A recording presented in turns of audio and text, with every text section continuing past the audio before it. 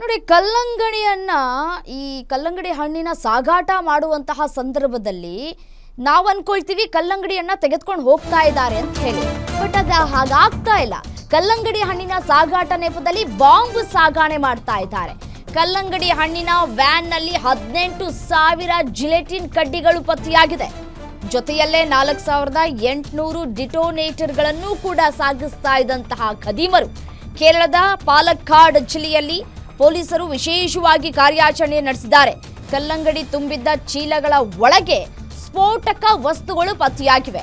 ಖಚಿತ ಬೇಹುಗಾರಿಕಾ ಮಾಹಿತಿ ಮೇರೆಗೆ ಕೇರಳ ಪೊಲೀಸರು ದಾಳಿ ಮಾಡಿದ್ದಾರೆ. ತಮಿಳುನಾಡಿನಿಂದ ಕೇರಳದ ತ್ರಿಶೂರ್ ಜಿಲ್ಲೆಗೆ ಹೋಗ್ತಾ ಇದ್ದಂತಹ ವ್ಯಾನ್ ಇದು. ಆರಂಭದಲ್ಲಿ ವಾಹನ ತಡೆದಾಗ ನಿಲ್ಲಿಸೋದಕ್ಕೆ ನಿರಾಕರಿಸಿದ್ದಾರೆ ಡ್ರೈವರ್. ಆಗ್ಲೇ ಅನುಮಾನ ಬಂದಿರುತ್ತೆ. ವಾಹನವನ್ನ ಬೆನ್ನತ್ತಿ ಹಿಡಿದಿದ್ದಾರೆ.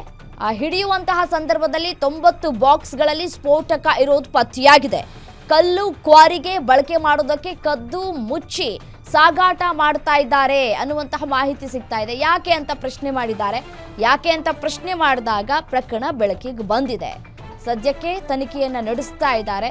ಪ್ರಕರಣದ ತನಿಖೆಗೆ ಮುಂದಾಗಿದ್ದಾರೆ ಭಯೋತ್ಪಾದನಾ ನಿಗ್ರಹ ದಳ ಅಧಿಕಾರಿಗಳು.